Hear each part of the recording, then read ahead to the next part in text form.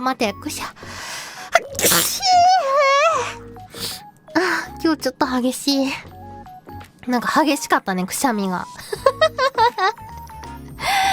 なんか、激しめのくしゃみやったわ。んで、なんだっけ、話の内容飛んでたわ。忘れた。